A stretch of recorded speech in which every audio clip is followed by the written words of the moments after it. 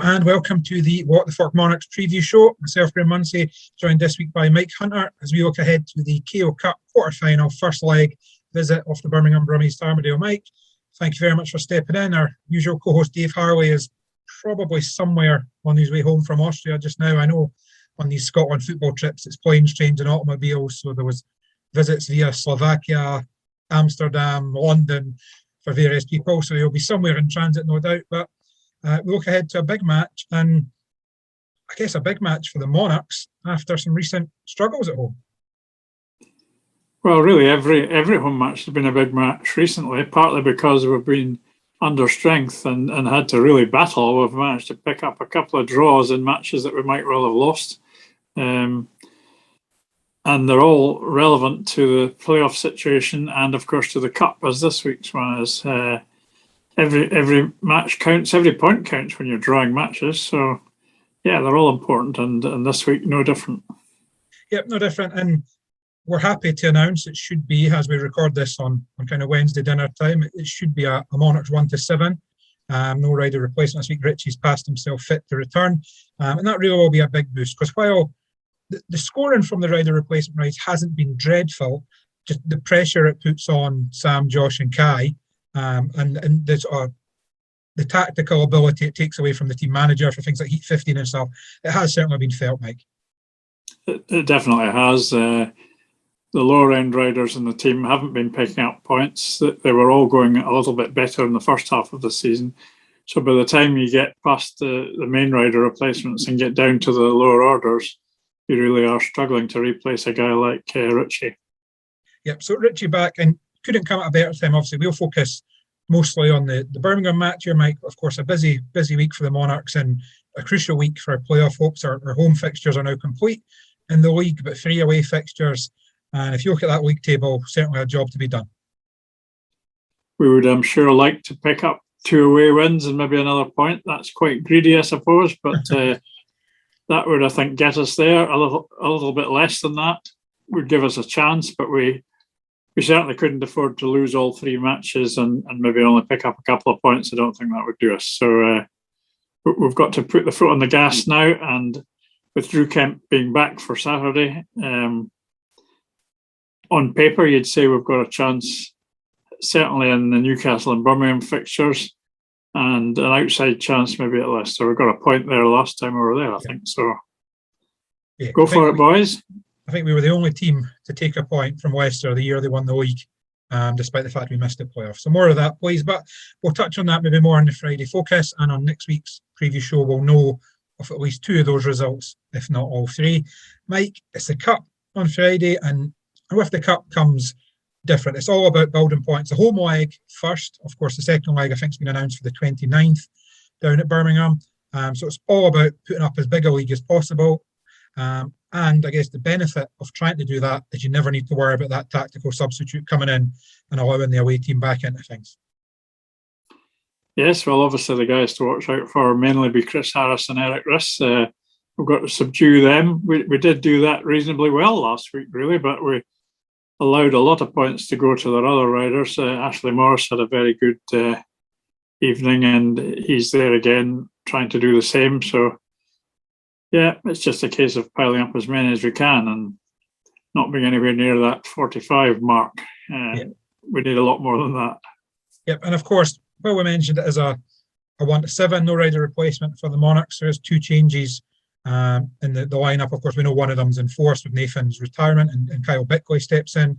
The second one, Drew Kemp, who probably salvaged us that draw last Friday with his second half of the match performance. He's away on, is it World Team Cup Under-21 duty, I believe? World Under-21 Team Cup, yeah. Yeah, and Danny Phillips off the Armadale Devils steps in.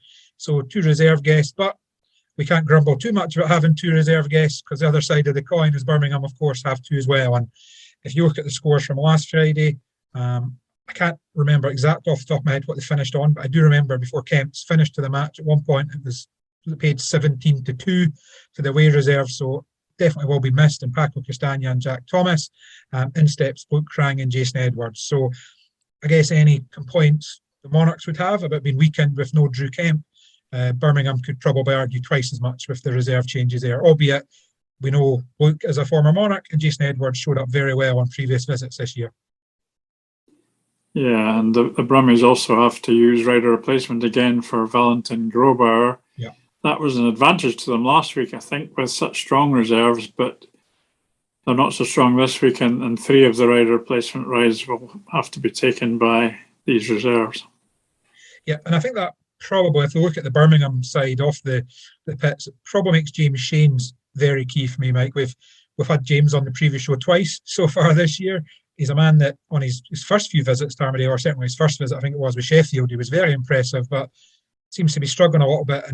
And on Friday there was probably his worst meeting of the season. So he'll be looking to dust himself off and improve on that greatly. Well, I'm a big fan of James Shane's. I've said that a few times, and ever since I started saying it, he didn't do very well. So, but Lawrence Rogers did mention that James had taken a couple of heavy knocks in recent times. We hope he rides better on Friday, because I want to watch him ride. He's got a terrific style. Yep, and then he's touched on it already at the top end.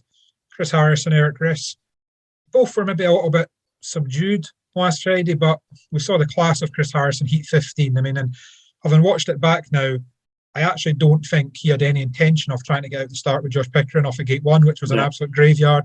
He knew exactly what he wanted to do, was to get himself onto that outside line absolutely pronto, and he did that. And while he's maybe not the 10-point man in this league anymore, you know, as a former Grand Prix winner and world number 6, you can never count him out in any race. And that machinery looks as good as he's had in a few years. Certainly in his first race, although he came second behind Sam, he was buzzing about his back wheel for the entirety.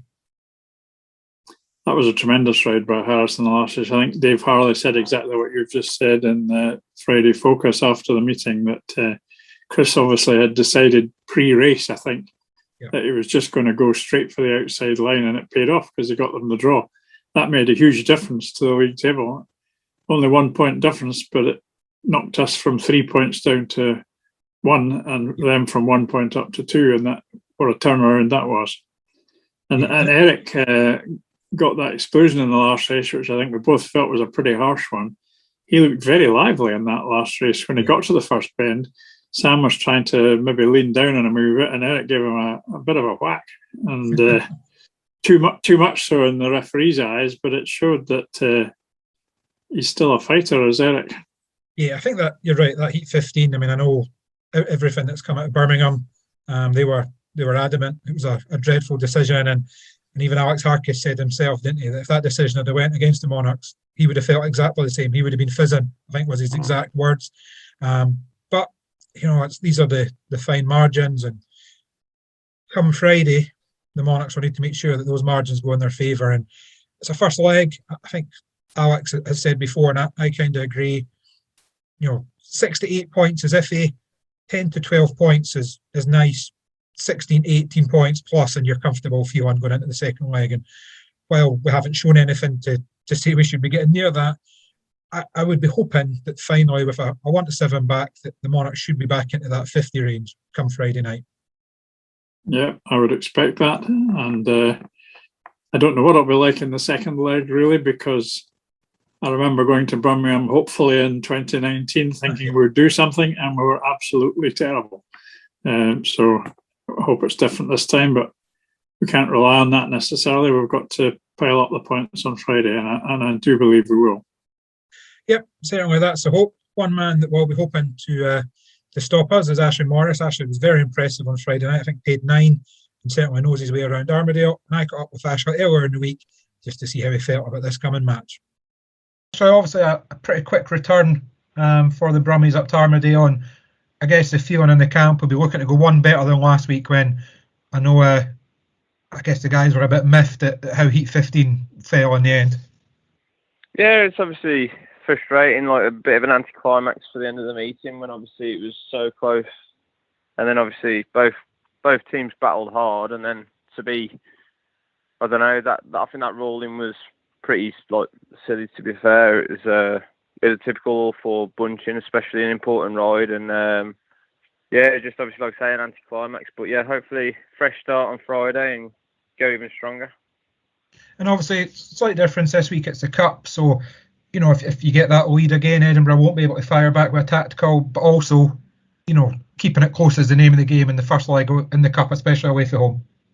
Yeah, definitely. It was, it's, like you say, it's a different ball game on Friday, but it's just another meeting at the end of the day. We just have to go there, give our all, and hopefully come away with the result we're hoping for on the night. Yep. And looking at your own performance last Friday, we know Armadale was a track that you generally enjoy. Obviously, a former Monarch, and I remember, was it when you were in Newcastle, you went through your programmed rides unbeaten a couple of years ago as well. So it must be a place you always look forward to visiting.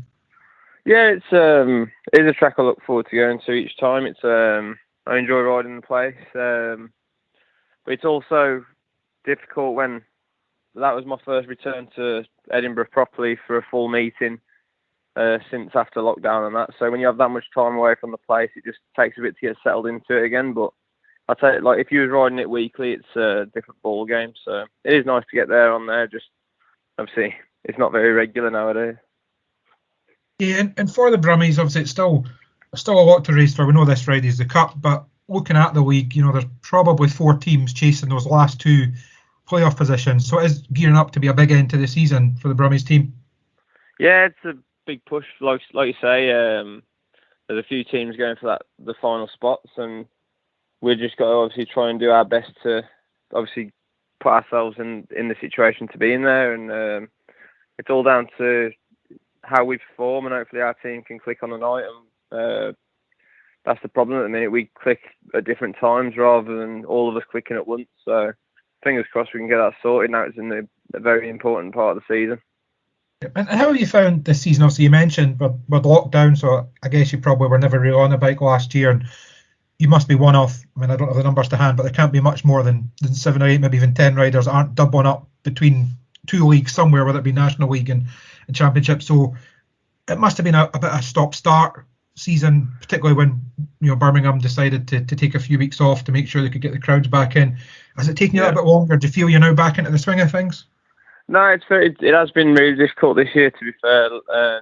My normal season, I have been lucky enough to double up each year, so that's obviously really busy. And to suddenly come into this season after having so much time off the bike anyway, and I'm racing maybe once a week, like at a push twice a week, it's hard to get into the swing of things, because you'll have a good meeting and you got a week to wait again to build on it, or also the other way, if you have a bad meeting, you've got a week then to wait to put it right. So it has been really tough, and like you say, stop and start. So it's difficult for everyone, but we've just got to keep plugging away, and it's just hard to get that consistency. But like I say, it's a very different year to others. So just got to keep doing what I'm doing, hopefully finish the season strong, and then see what next year brings then. That sounds good, Ash, and all the best for Friday, and thanks very much for your time today. Mike, Ashley Morris, he's a former Monarch. He's impressed sort of every time he's visited, really, the last few years. I remember, was it when he was with Newcastle, where he went for his programmed rides unbeaten a few years back before getting to Heat 15 and coming unstuck for the maximum. But certainly a guy that will be key, particularly with, we mentioned that maybe they don't have the power reserve there. So if Ashley can back up the heat leaders with a couple of wins, it'll make a big difference to Birmingham on Friday night. He's a very good rider. He rides Armadale well, usually a tight line. He's not a spectacular rider. He's not somebody that produces incredible moves, but he's very tidy, and I've always quite fancied having him back in the Monarchs team. He does seem to tend to change teams quite often, but it's notable that teams coming to Armadale have used him as a guest quite a few times, because they know he gets round the place well. Good guy. I think he's one of those riders that always ends up on that awkward average, isn't it? That that kind of 5.5 to 6.5 average that often, when numbers start getting crunched and limits get reduced year on year, as they seem to, are the ones that have to make way. But hopefully, for Ashley's sake, he'll get a clear run. And as he mentioned in the interview, it's not been easy for him. This is the first year that hasn't either doubled up. Is it classed as doubling up, doubling down? I forget what way it is, either in the National League as well as Championship, or Championship as well as Premiership. And with Birmingham taking those gaps, it's been a bit of a stop-start season for him. So he'll be hoping to end well. Albeit, Mike, dare I say, we hope that maybe starts. And I'm not even going to say on Friday. I'm going to say a week on Thursday, when he matches after that, of course, with the Monarchs heading down to the Midlands next week.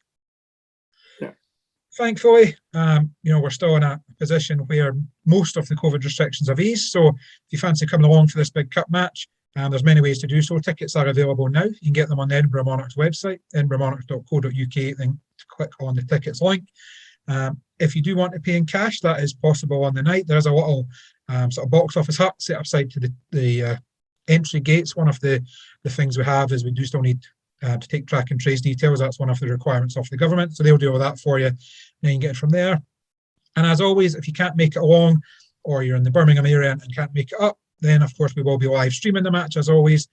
Streaming passes available now. Again, edinburghmonarchs.co.uk, then click on the EMTV link for that. And Mike, I think that pretty much has it covered. You can come along, you can buy your tickets first, you can pay on the gate pretty much, or if you can't make it along, you can buy the stream. So there's no excuse not to watch this big cup tie. Now, as always, before we finish up, we do always delve into the blast from the past, as we call it. We're not going too far back this week, Mike. We're just going back to, was it June? Was that when the first match was rained off? I think it was July. Back to July, and the first visit of the season, Brummies, and what would have been the first leg of the cup, and before the rain intervened. But before that rain came, with a cracking heat between Chris Harris and Josh Pickering, and we'll see that now. James Shane's now arrived at gate number 1. Gate 2, Kai Thompson. Gate 3 is Chris Harris, and he'll be trying to stop the very speedy Josh Pickering coming around his outside. Josh and Chris had a tussle in the Eurosport coverage of the Sheffield-Peterborough match recently, so here they are meeting again.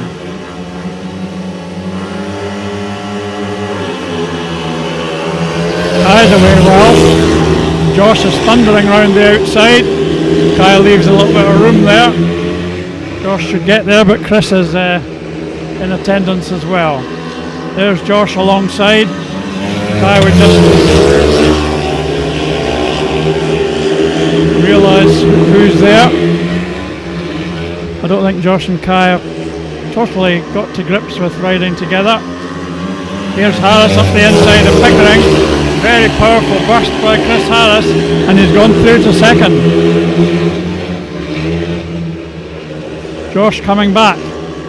A thunderous corner there, and he's got round him again. Brilliant effort by Pickering. Here's Harris going for the outside. Cutting back. Final corner already. Tapes the flag win for Kai Thompson. All the drama was behind him as Josh Pickering taken by Harris and then superbly rounding him up on that top bend there. Amazing effort. So that gives Monarchs a 6-point lead and doesn't open up the way for tactical substitutes because it's the cup.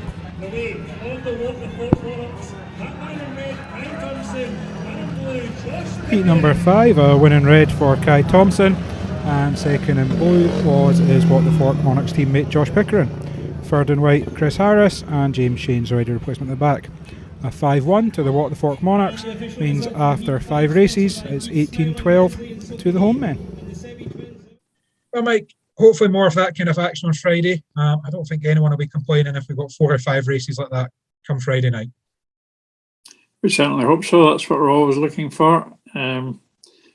Possibly the racing hasn't been quite as good as we were looking for, maybe last Friday anyway. Although it was a very tight and tense match, we could do a wee bit more passing. Let's hope we see that this week. Yep, fingers crossed we see that this week. And as I said already, edinburghmonarchs.co.uk, then click on the tickets link for your tickets. Or if you're wanting to purchase a stream, edinburghmonarchs.co.uk, then it's the EMTV link and you can purchase that there. But until we are back on Friday night with the Friday Focus reviewing all the action, thank you very much for watching and goodbye.